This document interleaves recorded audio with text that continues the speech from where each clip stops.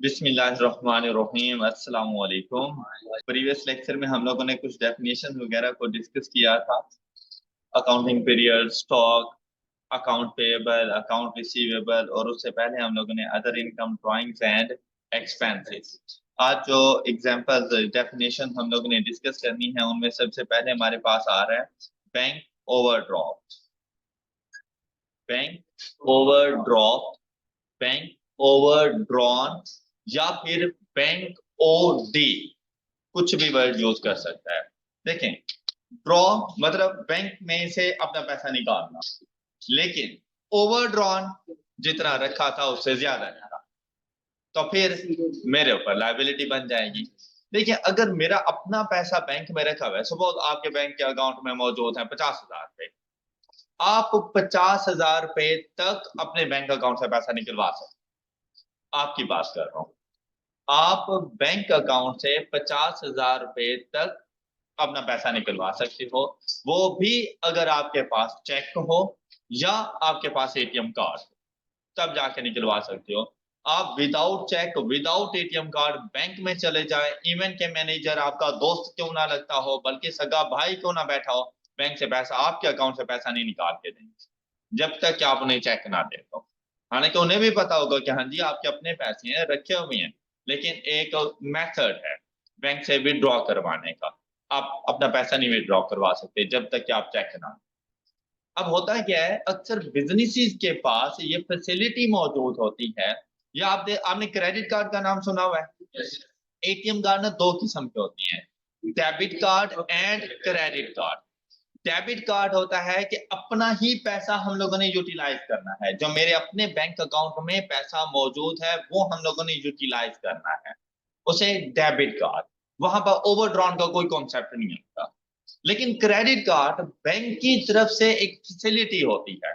अब हर credit card की person to person उसके ऊपर जो लिमिट्स होती है ना पर मंथ उसको यूज करने की, वो डिफर करती हैं।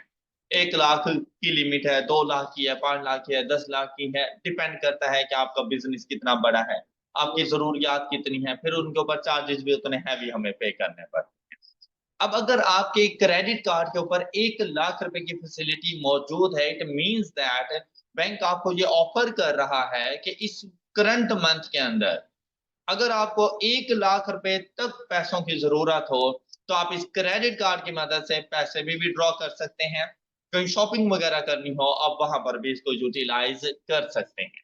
तो जैसे ही मैं वहां से, सपोज कि मैंने 20,000 रुपए की कोई शॉपिंग की और मैंने अपना क्रेडिट कार्ड यूज किया, मैंने अपना पैसा इस्तेमाल नहीं किया, मैंने बैंक का पैसा इस्तेमाल किया, अब ये ओवरड्रॉन बन जाएगा, मेरे ऊपर एक किस्म की लायबिलिटी आ जाएगी कि इन फ्यूचर, और ये आपको नेक्स्ट मंथ में जाके फिर पे करने होते हैं। जिस तरह आपके पास यूटिलिटी बिल्स आते हैं, क्रेडिट कार्ड के भी बिल्कुल वैसे ही आपके पास बिल्स आया करते हैं, तो ये आप लोगों को जाकर पे करने होते हैं। तो जैसे ही नेक्स्ट मंथ के लिए आप लोग जाएंगे, ये आपकी लायबिलिटी बनी रहेगी जब तक कि आप इसको पे नहीं कर देते। तो यहाँ पे ओवरड्रॉन का कॉन्सेप्ट एक तो ये है कि हर किसी के लिए नहीं होती ये ऑफर। ये ऑफर हर पर्सन के लिए, हर बैंक के कस्टमर के लिए नहीं है। हम बेसिकली बैंक के कस्टमर होते हैं। अगर हमारे बैंक में अकाउंट्स हैं तो बैंक की नजर में हम उसके कस्टमर हैं, तो वो अपने तमाम कस्टमर्स को नहीं देते।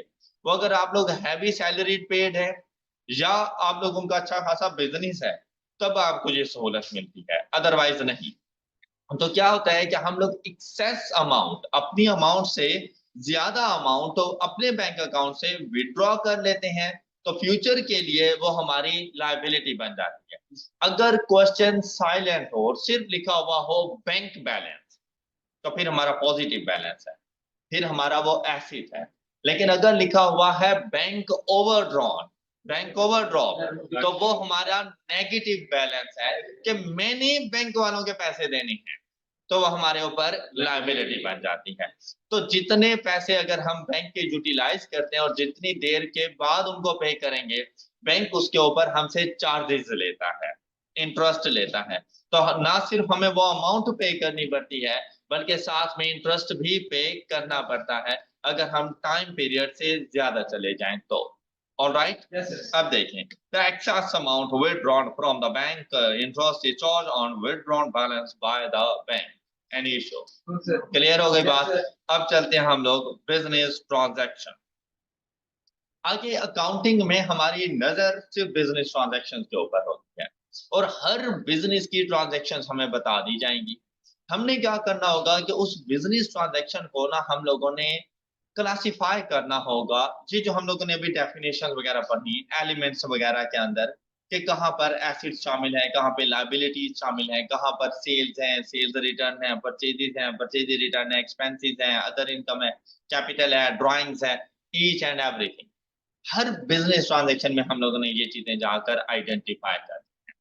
हर बिजनेस ट्रांजैक्शन के आपको डुअल एस्पेक्ट्स नजर आए, मतलब हर बिजनेस ट्रांजैक्शन में आपको एट लीस्ट 2 हेड नजर आएंगे। एट लीस्ट 2 या 2 से ज्यादा हो सकते हैं, लेकिन कम से कम 2 हेड आप लोगों को नजर आने हैं कि कोई सी 2 चीजें आपकी हर बिजनेस ट्रांजैक्शन से इफेक्ट हो रही। अब ये क्या होती है बिजनेस ट्रांजैक्शन? ये बिजनेस की एक्टिविटीज होती हैं लेकिन इन the form of financial nature. मतलब जब तक मॉनेटरी टर्म्स शामिल ना हो तब तक आप उसको बिजनेस ट्रांजैक्शन नहीं कहते। भाई आपका दोस्त आपसे मिलने आया, सलाम दुआ लेने के बाद वापसी चला गया और उस टाइम पे आप अपने बिजनेस पे बैठे हुए थे, तो आप बिजनेस को रिकॉर्ड करने की जरूरत नहीं है कि आपका दोस्त आया, क्योंकि फाइनेंशियल नेचर शामिल नहीं है। आपका दोस्त आया, आपके बिजनेस से उधार लेके चला गया, अब रिकॉर्ड करो। अब पैसे शामिल हो गए हैं, फाइनेंशियल नेचर शामिल है, मॉनेटरी टर्म्स शामिल है, अब आप लोगों को रिकॉर्ड करना है। अब यहाँ पे देखें, कहते हैं business transaction is a change in any head of accounts. ये जो आप लोगों ने एलिमेंट्स ऑफ फाइनेंशियल स्टेटमेंट्स पढ़े थे ना 5, उनको हेड ऑफ अकाउंट्स भी कहा जाता है। और फिर इन 5 को ना हम लोगों ने वैसे मजीद एक्सपेंड किया तो हम लोग इनको 10 तक लेकर गए। मैंने आपसे कहा कि पूरी बिजनेस ट्रांजैक्शन में हर बिजनेस के अंदर ये 10 चीजें होती हैं, 11वीं चीज आपको कोई नहीं नजर आए। इन 10 में से ही हम लोगों ने जाके क्लासिफाई करना होता है। तो जब भी कोई बिजनेस ट्रांजैक्शन होती है उसमें चेंज आता है। जैसे अगर सपोज आपका कस्टमर आपके पास आता है और आप उसको गुड सेल करते हो, आपको पैसे देगा, पैसे देगा। तो आप देखें, पहले सपोज आपके पास रखा हुआ था 5,000 रुपए, 1,000 रुपए की वो आपसे गुड सेल करके वो परचेज करके चला गया, आपने उसको सेल कर दी, 1,000 रुपए दे के गया, क्या अभी भी आपके पास 5,000 है? तो ऐसा नहीं है जैसे आपके कैश के बैलेंस में चेंज आया है, इंक्रीज हो गई है। लेकिन जो गुड्स पहले आपके पास 10,000 रुपए की पड़ी हुई थी, आपने 700 रुपए की उसको आप सेल कर दी, क्या आपकी गुड्स अब 10,000 की हैं? 9,300 रुपीज की हो गई है ना, चेंज आ गया है। तो हर बिजनेस ट्रांजैक्शन जैसे ही इनकर्ड होगी, आपके किसी ना किसी हेड ऑफ अकाउंट के अंदर चेंज आएगा, चाहे वो इंक्रीज हो चाहे वो डिक्रीज हो, कुछ भी हो सकता है। दोनों में इंक्रीज आ सकता है, दोनों में डिक्रीज आ सकता है, एक में इंक्रीज दूसरे में डिक्रीज, ऐसा हो सकता है। तो सबसे पहला काम ही हमारा यही होगा कि बिजनेस ट्रांजैक्शन से हम लोगों ने पहले तो ये आइडेंटिफाई करना होगा कि हेड ऑफ अकाउंट्स कौन कौन से शामिल हैं। फिर हमने ये आइडेंटिफाई करना होगा कि उनमें मूवमेंट्स, उनमें चेंज क्या आ रहा है, कौन सा इंक्रीज हो रहा है और कौन सा डिक्रीज हो रहा है। नेक्स्ट देखो, कहते हैं any head of accounts measurable in terms of money in which business deals with any other person including। अच्छा, बिजनेस किस किस के साथ डीलिंग कर सकता है? बिजनेस खुद अपने बिजनेस ओनर के साथ डील कर सकता है in the form of capital and drawing. Alright, अपने कस्टमर्स के साथ डील कर सकता है, sales and sales return. Suppliers के साथ डील कर सकता है, परचेजेस एंड परचेज रिटर्न। अपने एम्प्लॉयज के साथ डील कर सकता है, सैलरीज एक्सपेंसेस के हवाले से। ऑलराइट, तो बिजनेस अपने अलावा किसी के साथ भी डीलिंग कर रहा है ना, वो बिजनेस ट्रांजैक्शन बन जाएगी, उसमें मॉनेटरी टर्म्स शामिल हो जाती है। Alright, next, any activity of business which involves financial values is known as business transaction. In every business transaction, accounting heads are involved. तो अब नेक्स्ट आपको आपकी बुक में से ना सिर्फ मैं इसी चीज के ऊपर अब लेके चलूंगा कि कैसे हम लोग हेड्स को आइडेंटिफाई करेंगे और उनकी मूवमेंट्स को हम लोगों ने किस तरह से देखना। तो आपकी स्टडी टेक्स्ट के अंदर chapter number 1 introduction to accounting में फर्स्ट चैप्टर अकाउंटिंग फंडामेंटल, और इसकी थ्योरी काफी सारी वैसे मैंने आपको पढ़ा दी है। Journal entry, book keeping, rules of debit and credit, ये हम समझ लेंगे। लेकिन अभी के लिए बिजनेस ट्रांजैक्शन में जितनी हम लोगों ने बात की है कि हर बिजनेस ट्रांजैक्शन के अंदर अकाउंटिंग हेड्स इन्वॉल्व होते हैं और उन अकाउंटिंग हेड्स में चेंज आता है, तो हम लोग सिर्फ अभी इसके ऊपर फोकस रखेंगे। तो अभी आपने डेबिट क्रेडिट वगैरह को कुछ नहीं समझा। अच्छा, इससे एक तो आपको ये आइडिया होगा कि किसी भी बिजनेस की बिजनेस ट्रांजैक्शंस कौन कौन सी हो सकती हैं। ये बिजनेस ट्रांजैक्शन पढ़ने के बाद आपको ये आइडिया हो जाना है कि कौन कौन सी बिजनेस ट्रांजैक्शन है जिनको आप लोगों ने रिकॉर्ड करना है। ये हमारी स्टडी टेक्स्ट में पेज नंबर 14 है, first chapter, page number 14, example number 6। देखो, आपसे कहा गया identify the accounts to be debited and credited from the following transaction, तो वो हम लोग कर लेंगे। डेबिट क्रेडिट करने का पहला रूल कि हम लोगों ने हेड को आइडेंटिफाई करना है, फिर मूवमेंट्स इन हेड्स को देखना है, फिर जाके हमें डेबिट क्रेडिट का पता चलता है। तो अभी आप लोग जरा फर्स्ट रूल पर आओ, पहला स्टेप उठाना सीखो। किस तरह? अब देखिए, पहली जो ट्रांजैक्शन उन्होंने बताया, bought motor vehicles for cash. अच्छा, अब मुझे एक बात बताएं, जब पर उसने आपको बिजनेस नेचर बताई है, अगर हमसे ये कहा जाता है कि भाई हमारा गाड़ियों का शोरूम है और हम गाड़ियों के शोरूम में ही डील कर रहे हैं, तो बॉट मोटर व्हीकल्स ये मेरे लिए मेरी परचेजेस बन जाती है। क्लियर? तो जब ऊपर नहीं बताया गया तो वो फिक्स्ड एसेट्स को उसके नेम के साथ यूज करेगा, लेकिन जो इन्वेंट्री है उसके लिए वो गुड्स कवर्ड यूज करेगा, जिसमें वो ट्रेडिंग कर रहा है उसके लिए वो गुड्स कवर्ड यूज करेगा। तो अगर आ जाए ना बॉट गुड्स, तो आप लोगों ने परचेज रिकॉर्ड करनी है। लेकिन अगर आ जाए bought anything other than goods, तो परचेजेस नहीं रिकॉर्ड करनी। बात क्लियर हो गई है? तो हर एसेट अपने नेम के साथ रिकॉर्ड होता है। एसेट है मतलब कहने को तो हम सब इंसान हैं, सच्ची बात है, किसी को डाउट तो नहीं है? चले फिर अच्छी बात है। लेकिन क्या सबका एक जैसा नेम है? हर किसी की आइडेंटिटी डिफरेंट है, हर किसी के पहचान उसके नेम से है। तो कहने को तो एसिड होंगे सारे, लेकिन हर एसिड का अपना अपना नेम है, तो हर एसिड अपने नेम के साथ आएगा। इसी तरह से कहने को लायबिलिटीज हैं, लेकिन अपने नेम के साथ आएंगी। एक्सपेंसेस हैं, अपने नेम के साथ आएंगे। मैं सिर्फ आपसे कहूँ बिजनेस एक्सपेंस, आप सोचेंगे नहीं कि कौन सा एक्सपेंस, तो हमें बताना पड़ता है कि भाई रेंट एक्सपेंस है, इलेक्ट्रिसिटी बिल है हमारे पास, सैलरीज हैं, बताना पड़ता है हमें कि कौन सा एक्सपेंस है। तो यहाँ पर जैसे ही आपने देखा कि बॉट मोटर व्हीकल्स, तो ये बात तो कंफर्म हो गई, परचेजेस नहीं है, मेरा एसेट है। और कौन सा एसिड है? फिक्स एसिड है। फिक्स एसिड कौन से वाला फिक्स एसिड है? Motor vehicle. ऑलराइट, तो हम लोगों ने फिक्स एसिड भी नहीं लिखना होता, क्योंकि फिक्स एसिड में भी तो काफी सारे फिक्स एसिड्स हैं, तो हमें क्या पता कौन से वाला, तो हम कहेंगे मोटर व्हीकल। ऑलराइट, फिर ये देखा जाता है भाई कैसे आई, कैश से।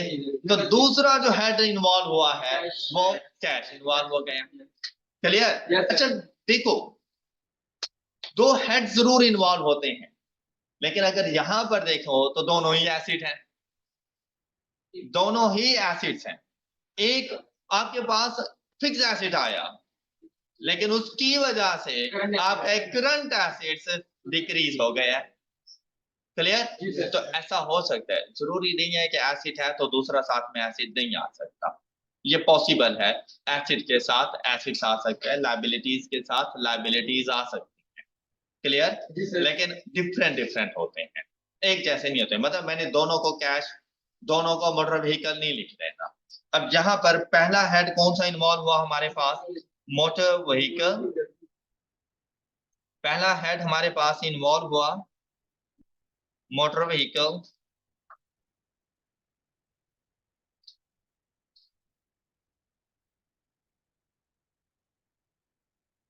मैं इसको MV लिख रहा हूं तो समझ लीजिएगा कि ये मोटर व्हीकल लिखा हुआ है। क्लियर? अच्छा, अपने पास आप लोगों ने इस तरह से करना है मोटर व्हीकल, साथ में दूसरा देखें, दूसरा क्या चीज इसके साथ इन्वॉल्व हुई कि ये मोटर व्हीकल कैसे आई?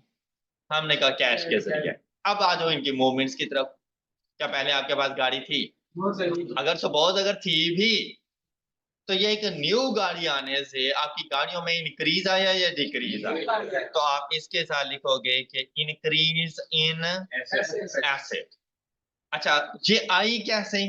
कैश से। तो जैसे ही इसके लिए कैश दिया होगा, कैश का बैलेंस इंक्रीज या डिक्रीज? तो इसके साथ हम लिख देंगे डिक्रीज। अप एरो बनाऊंगा तो वो इंक्रीज को शो करेगा और डाउन एरो डिक्रीज को शो करेगा। अब देखो आपको मूवमेंट्स की भी समझ आ गई, जो हेड इसमें इन्वॉल्व हुए वो भी हमें पता चल गए। अब ये तो कंफर्म है ना कि motor vehicle and cash both are assets, confirm है ना? तो मतलब एक इस ट्रांजैक्शन में एक एसेट में इंक्रीज है और दूसरे में डिक्रीज। क्लियर? अच्छा नेक्स्ट देखते हैं, क्या था? Paid creditors. क्रेडिटर्स कौन होते हैं? जिनके पैसे देने हैं। कौन से जिनके? कौन से जिनके? जिनसे गुड्स ऑन क्रेडिट परचेज की हुई है उनको पैसे दे दिए। Alright, paid creditors. कौन सा क्रेडिटर? कहता है नवाब शाह क्रेडिट। भाई मेरे तो काफी सारे सप्लायर्स होंगे ना जो हमें गुड्स प्रोवाइड करते होंगे। कभी भी बिजनेस एक ही पर्सन से गुड्स नहीं परचेज कर रहा होता। बिजनेस के बाद काफी सारी गुड्स अवेलेबल होती हैं। क्या सारी की सारी एक ही सप्लायर से आ जाएंगी? नहीं, काफी सारे सप्लायर्स होते हैं। अब आप मुझे बताएं कि सपोज अगर आप सारे मेरे सप्लायर्स हैं और सबसे मैंने उधार पे चीजें ली हुई हैं, क्या सबको मैं क्रेडिटर लिख लूं? आप सारे मेरे क्रेडिटर जरूर हैं, लेकिन अगर मैं लिख दूं सिर्फ क्रेडिटर, क्या मैं पहचान पाऊंगा कि मैंने ये किसको पे करना है? क्रेडिटर के साथ उसका नाम आए। अच्छा, ऐसा हो सकता है आप सबको इकट्ठा करके एक ही जगह पे रख लूं? नहीं है। अब अगर सपोज मैंने इनका 10,000 देना है, इनका 20,000 देना है, मुझे ये तो पता होगा कि टोटल 30,000 देना है, लेकिन क्या ये पता होगा कि किसके कितने देने हैं? इसीलिए मुझे सेपरेट रखना पड़ता है ताकि मुझे पता हो कि भाई मैंने इनके कितने पैसे देने हैं, इनके कितने पैसे देने हैं। अच्छा, ये एक छोटी सी बात है, छोटे से शॉपकीपर को भी पता होती है जिसने शायद मैट्रिक भी नहीं किया हुआ होता। आप लोग उसके पास जाए ना, उसने जो अपने रजिस्टर बनाए हुए होते हैं, आप उससे उधार पर चीजें लेकर आए, उसने भी हर पेज पे अलग अलग पर्सन का नाम लिखा हुआ होता है। उसे पता है लाइबिलिटी आपके पास आई किस नेम से? क्रेडिटर। अच्छा, अब आपने सिर्फ नवाब शाह ट्रेडर भी नहीं लिख देना, पता ही नहीं चलेगा हु इज नवाब शाह।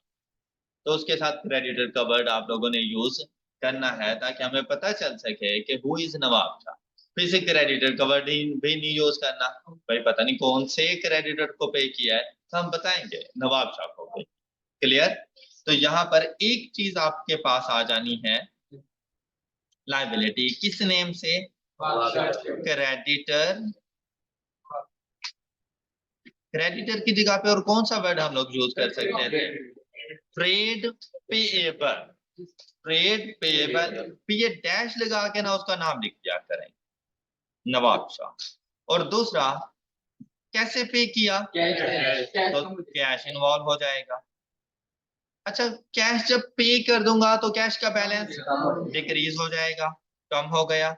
अच्छा, तो लायबिलिटी कम हो जाएगी। पहले मैंने उसके पैसे देने थे, मुझ पे लायबिलिटी थी, मैंने पे कर दिए, इंक्रीज नहीं होगी। अब मुझ पर वो लायबिलिटी कम हो गई है या खत्म हो गई होगी। क्लियर? कम हो गई होगी या खत्म हो गई होगी, तो ये डिक्रीज हो जाएगी। ये बात क्लियर? अच्छा, अब बताएं, repaid bank loan by cheque, क्या मतलब? कि हम लोगों ने बैंक लोन लिया हुआ होगा, अब आके दोबारा नहीं, उसको रीपे कर दिया। पहले लिया, अब आके पे कर दिया, वापस कर दिया। ओके, तो लायबिलिटी कम हो गई। कौन सी लायबिलिटी? Bank loan. तो bank loan liability bank loan ही लिखा जाता है। तो एक तो इन्वॉल्व हो जाएगा यहाँ पर हमारे पास बैंक लोन। अच्छा, दूसरा कैसे कम हुई? चेक। तो चेक नहीं लिखना, बैंक लिखना है।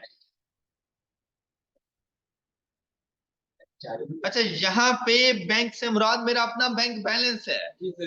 ओके, और बैंक लोन मतलब किसी बैंक से अगर मैंने कोई लोन लिया हुआ है तो ये वो चीज है। तो ये पे करने के लिए मेरे अपने बैंक का बैलेंस कम हो जाएगा। ये बात क्लियर है? तो अगर यहाँ पर देखें तो मेरे पास बैंक का बैलेंस कम हो गया और बैंक लोन वो भी कम हो गया। जी क्लियर होगी बात। आई होप कि अब आप लोग ट्रैक पे चल पड़े क्योंकि हम लोगों ने करना ये कुछ है। शाबाश गुड।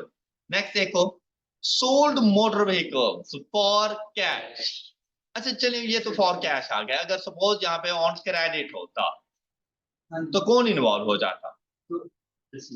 रिसीवेबल। लेकिन कौन सा? Account receivable. Account receivable fix asset है ये मेरा। शाबाश। लेकिन अभी अकाउंट रिसीवेबल नहीं आएगा। क्यों? क्योंकि क्रेडिट पर नहीं है, कैश पर है। शाबाश गुड। तो अब आपके पास एक मोटर व्हीकल थी, आपने सेल कर दी। किस में चेंज आएगा? एसेट्स में। कौन से एसेट्स में?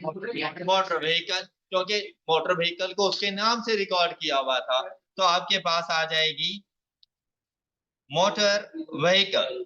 ऑलराइट। अच्छा मोटर व्हीकल को सेल किया कैश के अगेंस्ट, तो सेकंड वाला पार्ट होगा कैश। अच्छा अब कैश इंक्रीज हो जाएगा और मोटर व्हीकल। क्या बात है आपकी, शाबाश गुड। नेक्स्ट वाला करके देखो, खुद अपने जरा नोटबुक पे लिखो।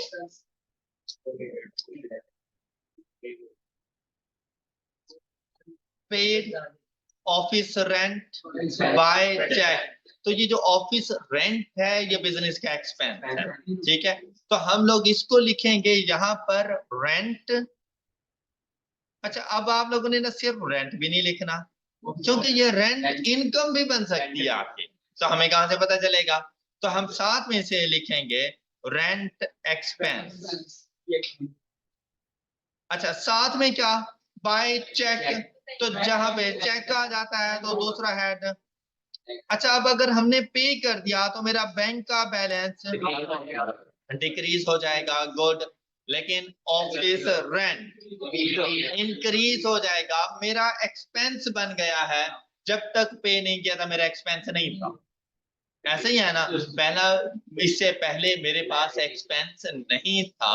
अब मैं कह सकता हूं कि भाई मेरा ये एक रेंट एक्सपेंस बना है, मैंने ये पे किए हैं। तो रेंट एक्सपेंस हमारे पास इंक्रीज हो जाएगा और बैंक का बैलेंस इसके अगेंस्ट डिक्रीज हो। अच्छा आप ये नहीं कह सकते कि एक्सपेंस कम हो गया। भाई लायबिलिटी होती तो वो कम हो गई, लायबिलिटी नहीं है ये तो अभी एक्सपेंस बना था और हमने जाके पे कर दिया। तो मैं सुबह आप ऐसे देखें, आपके पास 1000 रुपए थे, जब घर वापस ही गए तो आपके पास 700 रुपए थे। मतलब ऐसे समझ लें जैसे वो बैंक का बैलेंस 300 से कम हो गया। अब उन्हें पूछा कहाँ कम हुआ, आपने कहा ट्रेवलिंग कॉस्ट लग गई। तो वो एक आपका एक्सपेंस था, उससे पहले 300 खर्च करने से पहले ट्रेवलिंग कॉस्ट कितनी थी? अच्छा 300 खर्च करने के बाद ट्रेवलिंग कॉस्ट कितनी है? बढ़ गई है ना। ये रेंट एक्सपेंस भी ऐसे ही है। इससे पहले रेंट एक्सपेंस नहीं था, अब रेंट एक्सपेंस है। कि हम उसे बताएंगे ये जो हमारा बैंक का बैलेंस कम हुआ है किसकी वजह से हुआ है? कि भाई मेरा एक रेंट एक्सपेंस आया है, मेरे एक्सपेंस में इंक्रीज आया है। अगर ये लायबिलिटी होती, जो कि चैप्टर नंबर 4 में जाके हम लोगों ने बनना है, तो वहां तक हम लोग वेट करेंगे लायबिलिटीज वगैरह का। ये लायबिलिटीज भी बनेगी तब लायबिलिटी को डिक्रीज करता, लेकिन ये खुद एक्सपेंस है, एक्सपेंस में इंक्रीज आ जाएगा। क्लियर? Yes, sir. नेक्स्ट देखो, a debtor Multan traders pays us by cash। Debtor कौन होता है? ट्रेड रिसीवेबल, मतलब जिससे हम लोगों ने पैसे लेने हैं। क्यों? क्योंकि हम लोगों ने उसको गुड्स ऑन क्रेडिट सेल की थी। ऐसा ही है ना। शाबाश बहुत अच्छे। तो इसका सारा सिनेरियो बिल्कुल वैसे है जैसे क्रेडिटर को हम लोगों ने डिस्कस किया कि सिर्फ डाटा नहीं लिख सकते, पता नहीं चल क्या मैंने सिर्फ एक ही कस्टमर को रखा हुआ होगा, मेरे पास हजारों कस्टमर्स होंगे, तो क्या सबको मैं डाटा लिखता जाऊं? नहीं, उनका नाम भी साथ में आएगा। क्या सिर्फ उनका नाम लिख लूं? नहीं, पता होना चाहिए ना कि भाई रिसीवेबल है मेरा, तो साथ में मैं उसके रिसीवेबल भी लिखूंगा। तो अब हमारे पास क्या चीज आ जाएगी यहाँ पर? पहले आएगा हमारे पास डेटर। अच्छा इससे नहीं फर्क पड़ता आप पहले किसको लिख रहे हो बाद में, ये बाद में फर्क पड़ेगा, जब हम लोग डेबिट क्रेडिट देखेंगे तब देख लेंगे उनको, अभी के लिए कोई फर्क नहीं पड़ता। ओके, तो इस उलझन में ना पड़ जाना कि मैंने पहले डाटा लिख दिया, आपने बैंक लिख दिया या कैश लिख दिया, कोई फर्क नहीं है। हाँ, इंक्रीज डिक्रीज बिल्कुल सही होना चाहिए, बस अभी इस पे फोकस करना है आप लोगों ने। तो एक आ गया आपके पास डेटर और साथ में इसका नेम मुल्तान ट्रेडर्स, साथ में pays us by cash। तो दूसरी चीज, अब जब अपने रिसीवेबल से मैंने अमाउंट रिसीव की, कैश का बैलेंस इंक्रीज और मेरा डेटर लायबिलिटी है, उसकी लायबिलिटी मैंने उसकी अकाउंटिंग नहीं करनी, मेरा एक और एसेट कम हो गया है। डेटर रिसीवेबल मेरा तो एसेट था ना। अच्छा, आप जब अकाउंटिंग कर रहे हो ना, तो आप अपनी अकाउंटिंग कर रहे हो, आप बिजनेस की अकाउंटिंग कर रहे हो, आप ना तो अपने कस्टमर की अकाउंटिंग कर रहे हो, ना ही अपने सप्लायर की अकाउंटिंग कर रहे हो, ना ही अपने एम्प्लॉयज की अकाउंटिंग कर रहे हो। आपने ये नहीं देखना उनकी लायबिलिटी है या एसेट, आपने ये देखना है हमारा क्या है। हमारा एसेट था तो उसने पे कर दिया, तो अब वो हमारा एसेट है, he is no more over debtor। Okay, अच्छा नेक्स्ट देखो, paid electricity bill for the month by cash. ऐसा नहीं है जैसे ऊपर हम लोगों ने रेंट पे किया था। अब देखो यहाँ पर एक और हमारे पास एक्सपेंस आ गया, वो अपने नेम से आ जाएगा। तो कौन सा यहाँ पे एक्सपेंस है? Electricity bill, electricity expense basically आप लिखेंगे, बिल नहीं लिखेंगे, इलेक्ट्रिसिटी एक्सपेंस। पे कैसे किया हम लोगों ने? जब पे किया तो कैश का बैलेंस और एक्सपेंस। सब बच्चों को सही से समझ आ रहा है, किसी को कोई इशू तो नहीं? पक्की बात है? चलें, गुड, शाबाश। हाँ जी, बताएं नेक्स्ट, और कोई ना बोले। नेक्स्ट पढ़ो, क्या लिखा हुआ है, ऊंची आवाज में पढ़ो, ऑनलाइन वाले सुने। प्रोप्राइटर, हाँ जी, proprietor put a further amount. Further amount means that भाई जब बिजनेस स्टार्ट किया था उस टाइम पे भी की थी उसने इन्वेस्ट, लेकिन अब उसने मजीद फर्दर अमाउंट अपने बिजनेस में इन्वेस्ट कर दी। किस तरह से? बाय चेक, तो बिजनेस के बैंक अकाउंट में जाए। ओके, हाँ जी, बताएं क्या रिकॉर्ड करें, क्या आपको लग रहा है कि ट्रांजैक्शन किस तरह से हुई? बिजनेस का बैंक बैलेंस इंक्रीज हो जाएगा। ये बात क्लियर सब बच्चों को? बिल्कुल सही है, शाबाश, गुड। क्यों इंक्रीज हुआ है बिजनेस का बैंक बैलेंस? अब आगे उसकी रीजन देखा करो कि भाई इस चीज की रीजन क्या है, कहां से पैसा आया है। बिजनेस ओनर अगर बिजनेस में पैसा दे तो अकाउंटिंग में उसको क्या कहते हैं? खुद बता देगी, बता देगी खुद, ना परेशान हो। कैपिटल कहते हैं। तो कैपिटल इंक्रीज होगा या डिक्रीज होगा? कैपिटल इंक्रीज होगा या डिक्रीज होगा? अच्छा, एक चीज तो इन्होंने बता दी हमें, बैंक बैलेंस, और ये बात बिल्कुल सही थी, बैंक का बैलेंस। और फर्दर कैपिटल इंट्रोड्यूस हुआ इन्वेस्टमेंट आई बिजनेस के बाद, तो बिजनेस का बैलेंस इंक्रीज हो गया है। आपने बिजनेस ओनर का नहीं देखना, बिजनेस ओनर का तो डिक्रीज हुआ होगा। क्या मैं उसकी अकाउंटिंग कर रहा हूँ? तो मैं किसकी अकाउंटिंग कर रहा हूँ? बिजनेस के बाद पैसा आया या गया? आया है तो इंक्रीज करो। ये बात क्लियर? अच्छा, दूसरा हेड कौन सा इन्वॉल्व था? नहीं बोलना, नहीं बोलना, अभी नहीं बोलना। कैपिटल, हाँ जी, अब बताओ कैपिटल में क्या आया है? कैपिटल में इंक्रीज आया है। कैपिटल में इंक्रीज सही है, कैपिटल में इंक्रीज आया है, कैपिटल में इंक्रीज आया है। देखिए भाई, इससे पहले उसने इन्वेस्ट किया हुआ था सपोज के 1 लाख रुपए, ऑलराइट, तो 1 लाख रुपए का कैपिटल था। अब उसने मजीद 20,000 रुपए इन्वेस्ट कर दिए, कैपिटल कितना हो जाएगा? 1,20,000 रुपए, तो बढ़ जाएगा कैपिटल। ऑलराइट, तो बैंक का बैलेंस इंक्रीज, साथ में कैपिटल। प्रोप्राइटर की अकाउंटिंग नहीं करनी, मैं बार बार कह रहा हूं, बिजनेस की अकाउंटिंग करनी। तो बिजनेस ने जो अपने पास कैपिटल रखना है कि भाई मेरा स्टार्ट, जब मुझ में बिजनेस ओनर के कितने पैसे हैं जो मेरी लायबिलिटी नहीं है, वो ये होंगे। कैपिटल वाली अमाउंट। देखो अगर बिजनेस स्टार्ट होता है किसी और के पैसे से, वो बिजनेस पे लायबिलिटी होती है, वो कैपिटल नहीं जाता।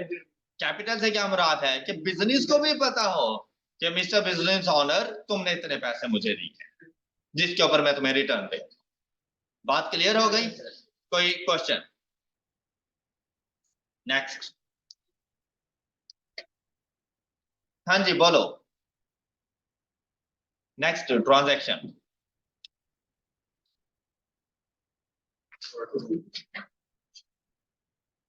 क्या लिखा हुआ है पहले ये बोलो, लिखा हुआ क्या है?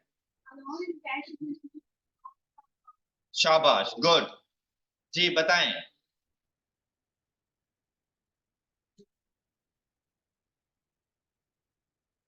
साथ वाले तो हेल्प नहीं कर रहे हैं। And ninth transaction, a loan in cash is received. It means that cash balance increased. जैसे आ गए ना, देखो पेड का वर्ड आए डिक्रीज कर देना, रिसीव्ड का वर्ड आए इंक्रीज कर देना कैश या बैंक के बैलेंस को। तो यहाँ पर इन कैश था, कैश का बैलेंस इंक्रीज कर दो। अब ये देखो कैसे आए पैसे, तो आपसे कहा गया लोन लिया, भाई किससे लिया? अब देखो हजारों बैंक मौजूद होते हैं, तो साथ में लोन का रेफरेंस दो, तो भाई बैंक से है, दोस्त से है, किससे है? तो साथ में उसने बता दिया लोन फ्रॉम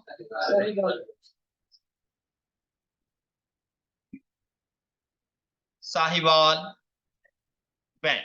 और ये अब मुझ पर लायबिलिटी आ गई। अब ये कैपिटल नहीं है, हालांकि इस लोन से भी मैंने बिजनेस ही रन करना है, लेकिन ये कैपिटल नहीं है, ये हमारी लायबिलिटी है।